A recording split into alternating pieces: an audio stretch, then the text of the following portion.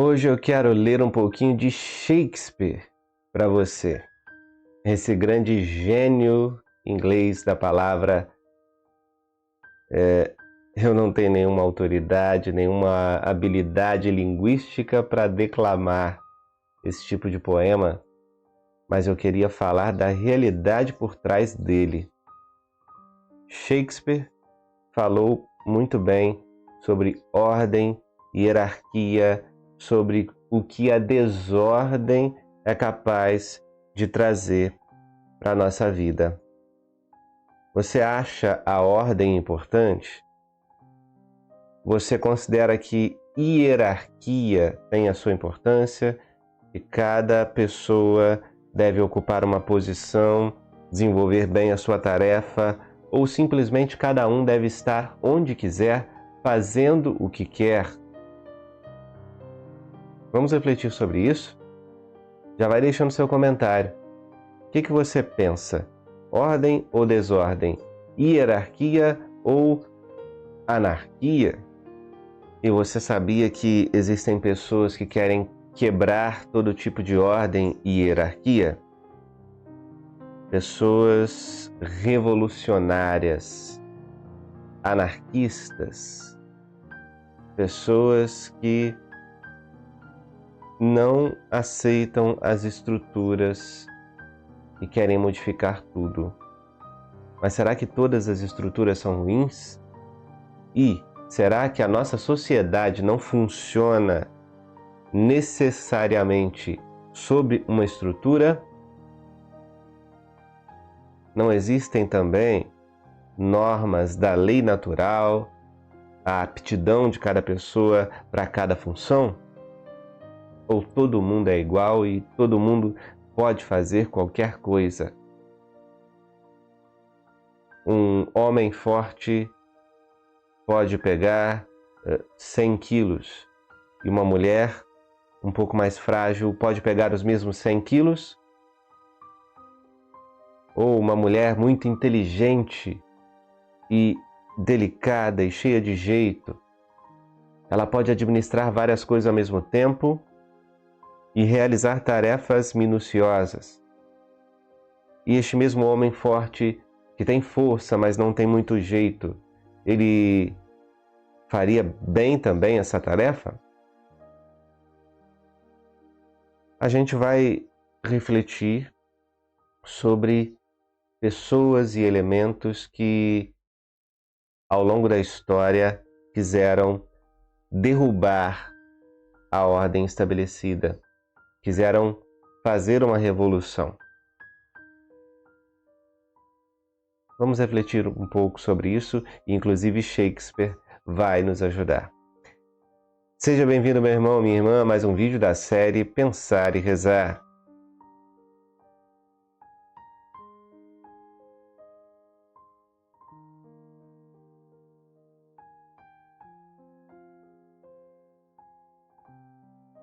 E é pela graça de Deus que nós estamos aqui reunidos em nome do Pai, do Filho e do Espírito Santo. Amém. Inspirai, Senhor, as nossas ações e ajudai-nos a realizá-las, para que em vós comece e termine tudo aquilo que fizermos. Por Cristo, Senhor nosso. Amém. Santa Maria, Mãe de Deus, rogai por nós. Vamos aqui ler o Shakespeare, né?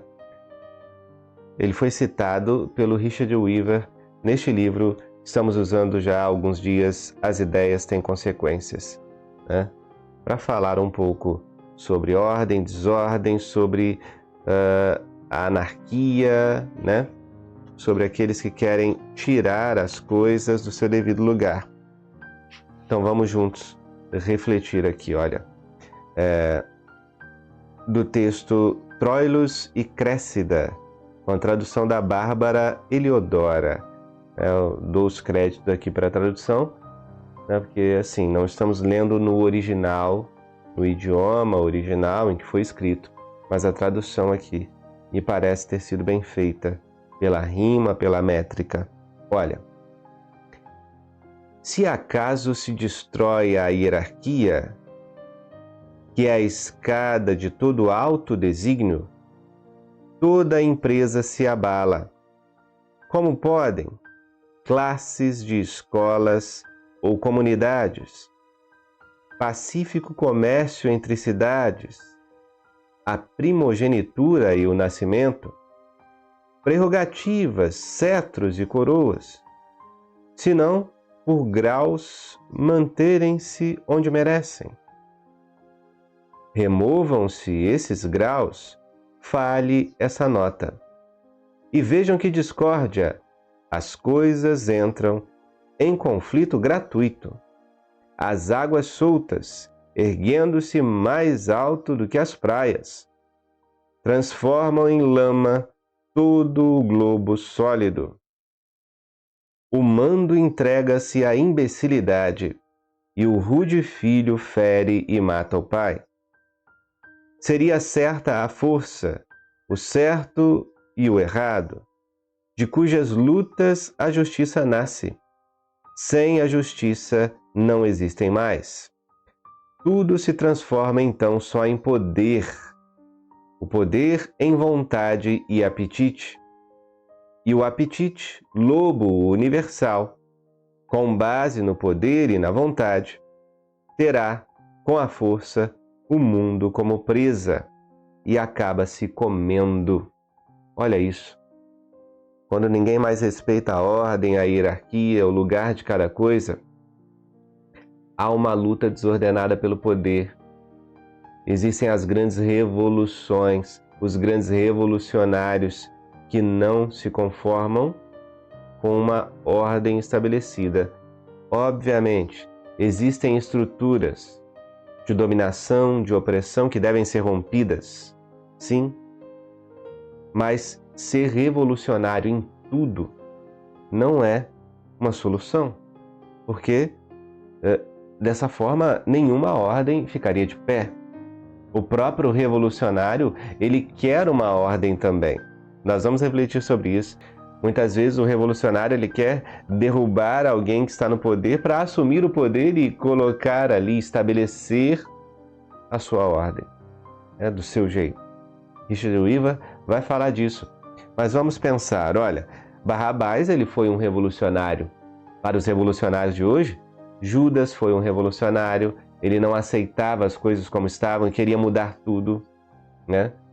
Tanto que ele falava, por que gastar tanto dinheiro, tanto perfume, derrubando aí nos pés de Jesus este nardo puro?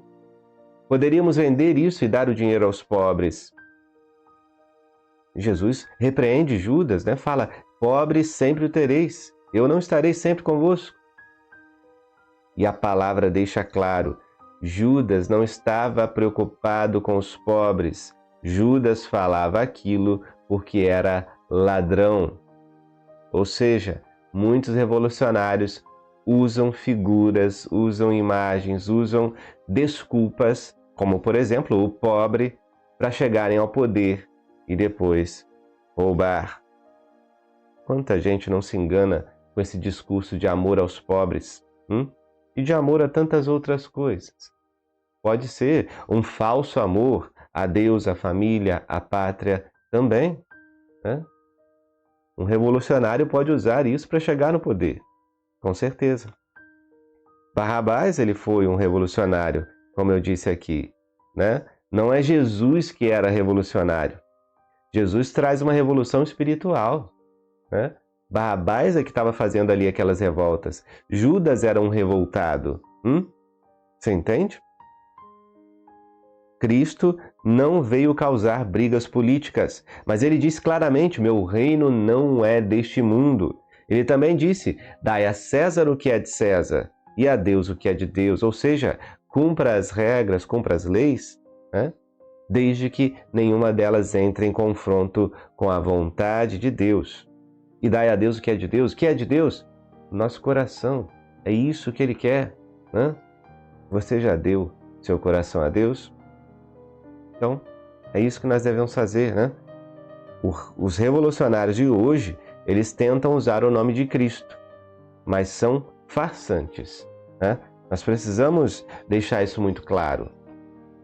Olha, Richard Weaver diz assim: a história nos mostra exaustivamente que quando os reformadores chegam ao poder, simplesmente colocam uma hierarquia burocrática no lugar de outra. E assim o fazem porque percebem que não desejam de modo algum a ruína da sociedade, mas que ela continue sob a influência de sua ideia do que é bom para o homem. Ou seja, no fundo, a briga é por poder. Basta chegar ao poder e o revolucionário abandona os seus companheiros de caminhada. Antes eram sindicatos, amigos reunidos em busca do bem comum. Basta chegar ao poder, o revolucionário agora viaja, tem uma vida de luxo. O revolucionário aquele que falava mal do capitalismo, começa a ser o maior dos capitalistas, usando dinheiro como moeda de troca, oferecendo favores, comprando tudo, comprando opiniões, comprando a mídia. Quantos revolucionários não fizeram isso ao longo da história? E nós sempre caindo na mesma história. É por isso que quem olha os erros do passado aprende a evitar os mesmos erros agora, Mas será que nós estamos olhando? Ou será que estamos olhando com a visão correta para o passado? Quem será que está usando as nossas escolas, usando os nossos livros de história para reescrever a história, para fazer o mal parecer bom e o bom parecer mal, As pessoas chegam ao poder,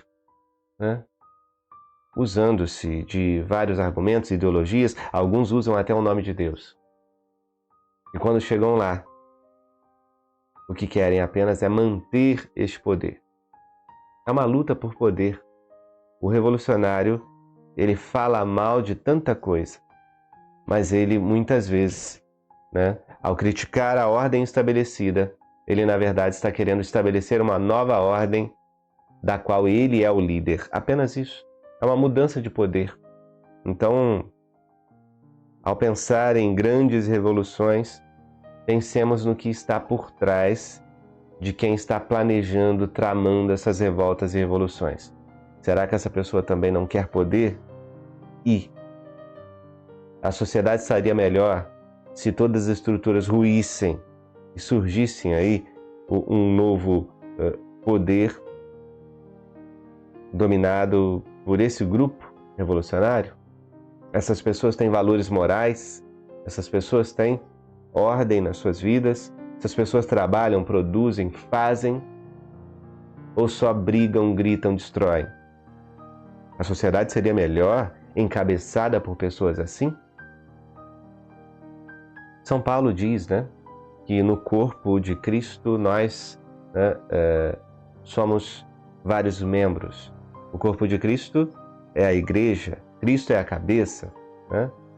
Cada membro tem a sua função. Ele deixa claro ali a ideia de hierarquia, a ideia de que cada um deve fazer a sua parte, a ideia de que deve existir uma ordem e que na desordem tudo vira caos, tudo vira uma bagunça, e que as pessoas devem ter a humildade de perceber: eu sou bom nisso, eu não tenho tanta habilidade nisso, eu vou investir naquilo que eu tenho de melhor, eu vou tentar contribuir de alguma forma. E eu me submeto a pessoas que tenham autoridade, eu me submeto à hierarquia, e cada um assume a sua responsabilidade. O líder que erra será cobrado por Deus, mas também aquele numa posição mais humilde que não está fazendo o que deveria,